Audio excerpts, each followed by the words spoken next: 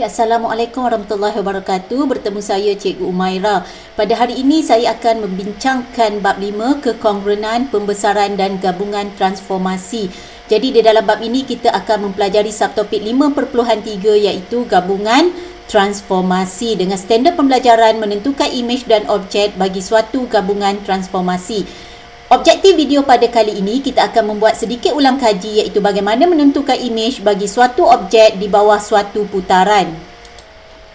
Jadi sekarang kita ada objek P, kita ingin cari di manakah kedudukan imej bagi P ataupun P prime di bawah suatu putaran 90 darjah lawan arah jam pada pusat 65. Jadi saya sediakan tips untuk membantu pelajar atau murid-murid di luar sana bagaimana ingin melakukan putaran. Jadi kita akan lakukan satu persatu. Yang pertama, tandakan pusat putaran. Jadi telah diberi dalam soalan pusat putaran ialah 65. Jadi kita akan tandakan pusat putaran 65. Seterusnya, namakan setiap bucu pada objek. Jadi ingin untuk memudahkan kita namakan setiap bucu pada objek. Yang ini terpulang kepada murid-murid untuk namakan sebagai apa.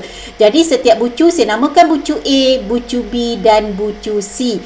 Kenapa kita namakan setiap bucu? Kerana kita akan mencari imej bagi setiap bucu yang sepadan satu persatu untuk langkah 3 dan langkah 4. Jadi sekarang kita ingin cari imej bagi A terlebih dahulu. Jadi kita akan lukis unjuran garis dari objek iaitu A ke pusat putaran. Seterusnya kita akan kira bilangan kotak. Jadi kita lihat di sini. Okey, kita akan dari daripada objek A ke pusat putaran. Jadi kita lihat langkah di sini. Nampak arrow ni, ada sedikit tips. Sekiranya 90 darjah, objek ke pusat putaran, bilangan kotak mengufuknya kita andaikan sebagai A, bilangan kotak mencancang kita andaikan sebagai B. Jadi dalam kes ni kita lihat berapa bilangan kotak mengufuk, di manakah yang dimaksudkan kotak mengufuk, boleh lihat di sini. Okey, untuk A pergi kepada pusat putaran, kita akan membentuk satu segitiga. Jadi berapa bilangan kotak mengufuk? Mengufuk adalah kotak yang melintang dalam arti kata lain. 1, 2, 3, 4. Jadi kita ada 4 kotak mengufuk di sini. Okey, dan berapa pula bilangan kotak mencancang? 1 kotak sahaja.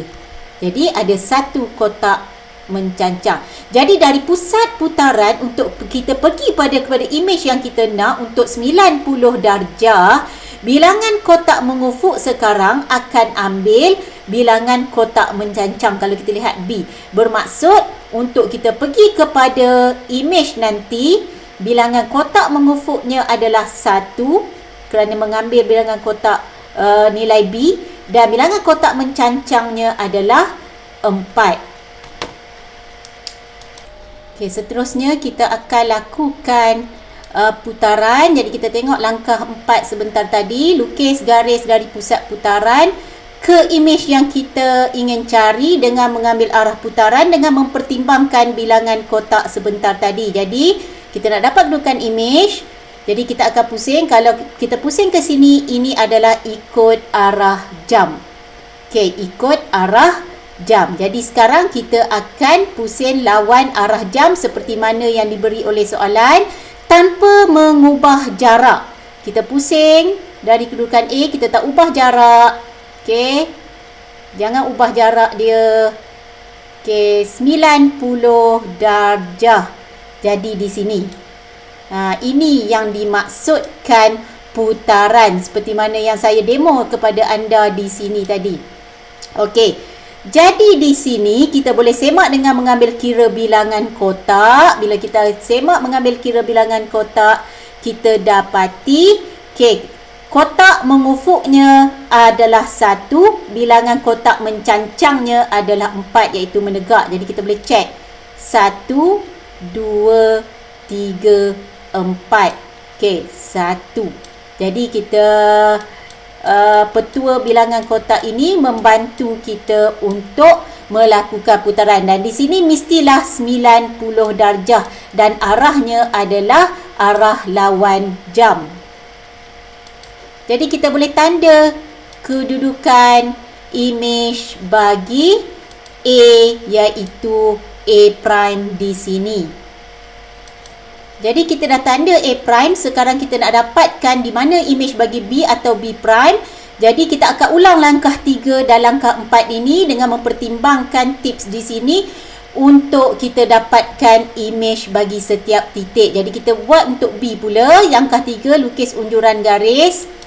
Okey, daripada titik pusat putaran kepada objek, dan kita boleh mempertimbangkan bilangan kotak di sini. So kalau kita perhatikan bilangan kotak mengufuk kita, okey, mengufuk adalah melintang. Okey, 1 2 3 4, dan bilangan kotak mencancang kita 1 2 3.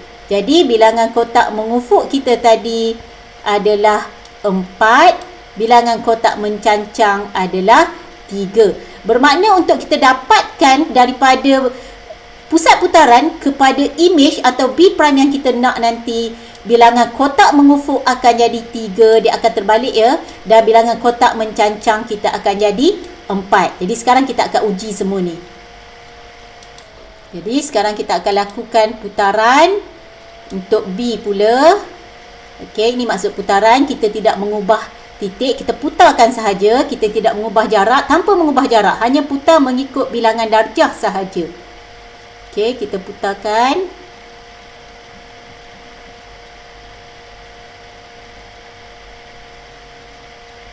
Okey. Jadi di sini kita boleh semak sebentar tadi. Jadi kita boleh semak bilangan kotak tadi. Sebentar tadi dari objek nak pergi kepada pusat putaran, mengufuk 4 kotak, mencancang 3 kotak. Jadi dia akan terbalik, sekarang mencancang 4 kotak, mengufuk 3 kotak untuk kita sampai kepada imej bagi B yang kita namakan sebagai B prime.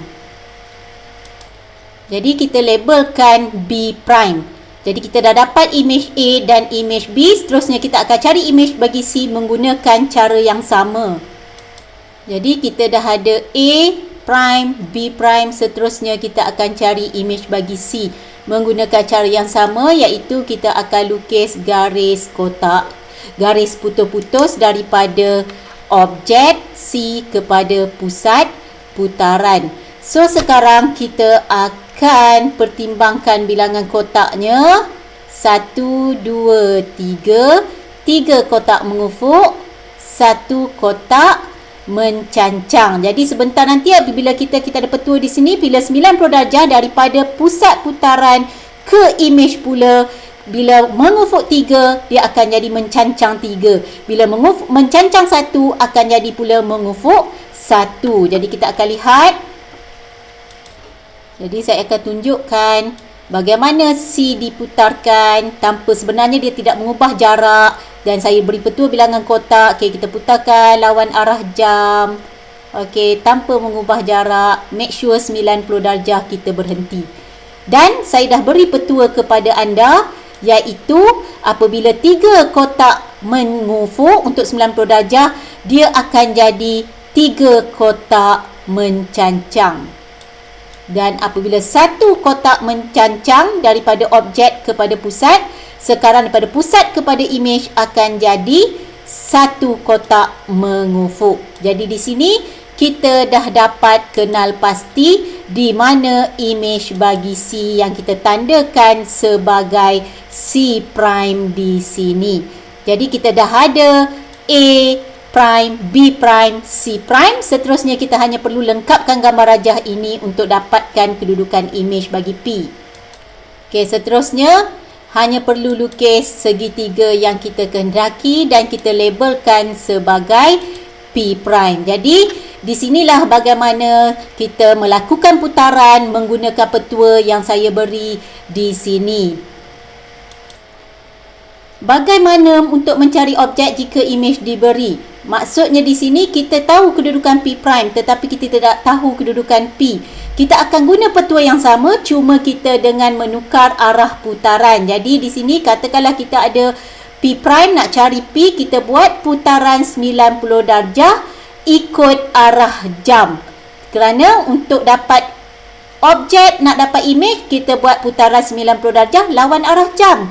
Jadi untuk dapatkan imej, untuk dapatkan objek, sekiranya dah ada imej, kita akan lakukan putaran 90 darjah lawan arah jam, kita tukar mengikut arah jam. Pusat putaran kita tak perlu tukar apa-apa. Sekian saja untuk video kali ini. Diharapkan semua di luar sana dapat melakukan transformasi putaran dengan tiada sebarang masalah. Sekian, terima kasih.